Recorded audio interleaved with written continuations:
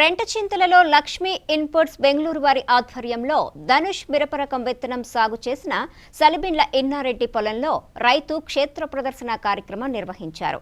రైతు ఇన్నారెడ్డి మాట్లాడుతూ లక్ష్మీ ఇన్పుట్స్ బెంగళూరు వారి ధనుష్ మిరపరకం ప్రతికూల వాతావరణంలో కూడా ఎకరాకు 30 నుంచి 35 వరకు దిగుబడి వస్తుందని అన్నారు. ఆకుముడత, బొబ్బర తెగుళ్లను తట్టుకునే శక్తి ఈ మిర్చి రకానికి ఉందని తెలిపారు.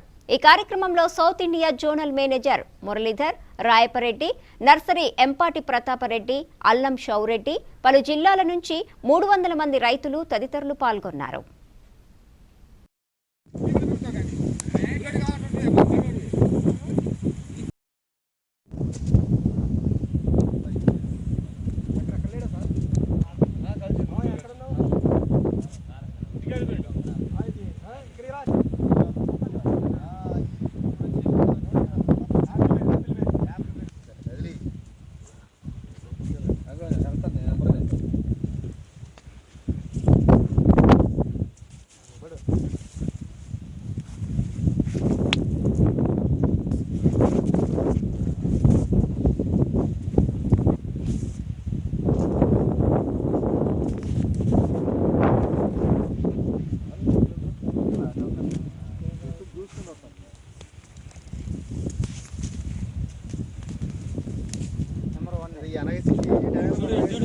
సెప్టెంబర్ 21 డేటా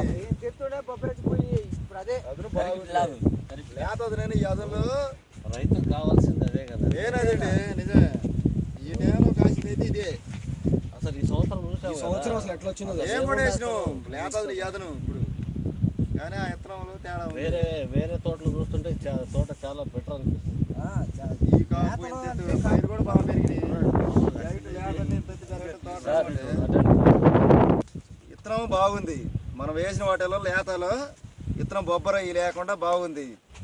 ఇత్తనం కాపు కానీ ఎర్రకాయలు కానీ కాయలు కానీ రంగు కానీ బాగుంది.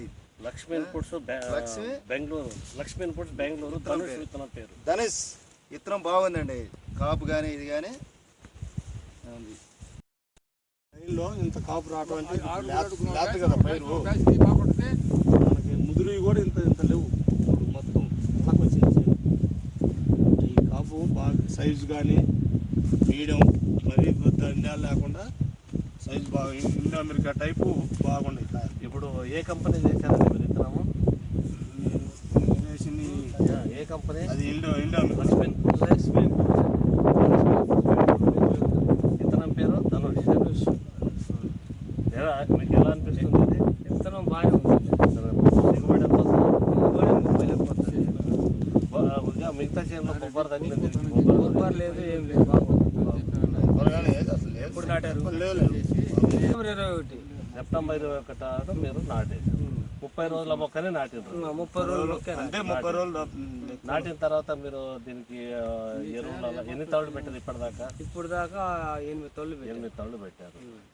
ఎరువులు ఎంత వేసారు? 3 ఎకరాల మీద కోడి ఎరువు ఒక బండి వేసాం. మరి ఎరువులు ఎకరానికి ఒక 15 కట్టలు. మొత్తం మీద ఈ 3 ఎకరాల మీద ఒక 100 గంటలు కాస్తుందంటారా? 100 అయితే మెయిన్ అంటే ఇక్కడ మీకు కావాల్సింది ఏమంటే మీకు బొబ్బర రాలేదు. అది చాలా ముఖ్యమైన విషయం. ఎందుకంటే ఈ సంవత్సరం ఈ పల్నాడు మొత్తంలో బొబ్బర వచ్చి మొత్తం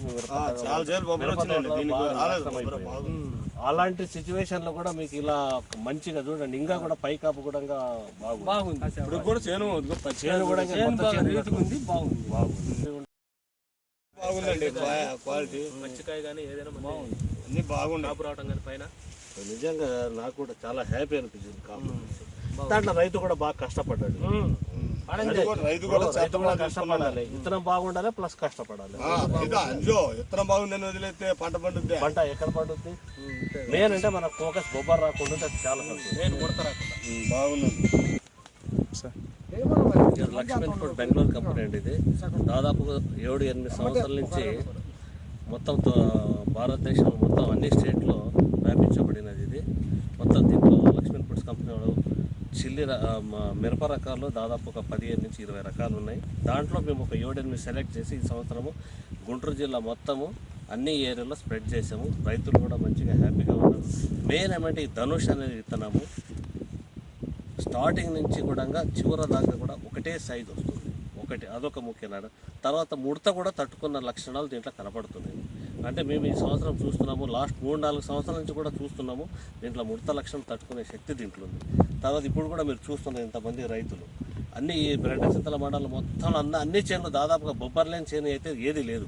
కానీ ఈ తోటలో చాలా వరకు రైతు కంట్రోల్ చేసినట్టు, అది సేమ్ టైము రైతు ఇతరం కూడా తట్టుకునే శక్తి ఉంటేనే రైతు కష్టంతో పాటు ప్రతిఫలం దక్కుతుంది.